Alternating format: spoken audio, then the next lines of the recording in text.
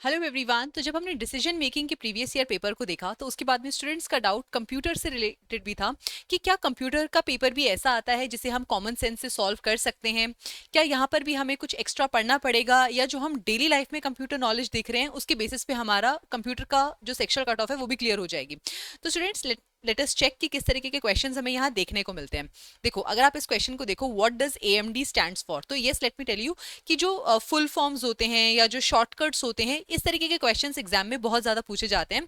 For example, if you see this particular question, which of the following font is not there in MS Word, तो ये एक ऐसा question है जो आप कॉमन सेंस से सॉल्व कर सकते हो।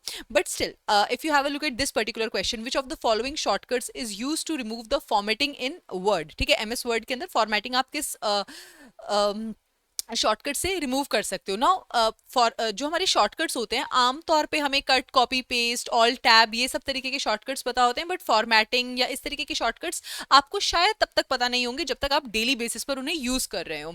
Similarly, if you have a look at this type of question, which of the following is not an operating system.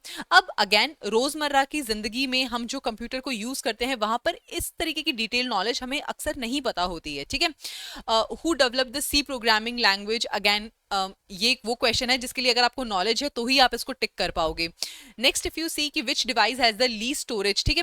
तो स्टूडेंट्स यहाँ पर जो हमें क्वेश्चंस देखने को मिल रहे हैं, full form of LDAP, EEPROM stands for what, ठीक है, IPv6 address consist of dash bytes, right, and dot PNG. Again ये this one question is something जो कि आपको शायद डेली नॉलेज के बेसिस पे भी पता हो, but if you have a look at this particular question की which of the following IP address का वो फॉर्मेट है, तो स्टूडेंट्स ऑन एंड ऑन अगर मैं आपसे प्रीवियस ईयर क्वेश्चंस अगर हम कंप्यूटर के देखते हैं तो हम ये क्रक्स निकाल सकते हैं कि आपकी एग्जिस्टिंग नॉलेज के बेसिस पे इस पेपर को सॉल्व कर पाना आसान नहीं है। जैसे डिसीजन मेकिंग को हम कॉमन सेंस से कर पा रहे थे, कंप्यूटर नॉलेज को शायद आप कॉमन सेंस के बेसिस पे सॉल्व नहीं कर पाओगे। इसके लिए आपको इस सब्जेक्ट की नॉलेज होना बहुत ज्यादा जरूरी है।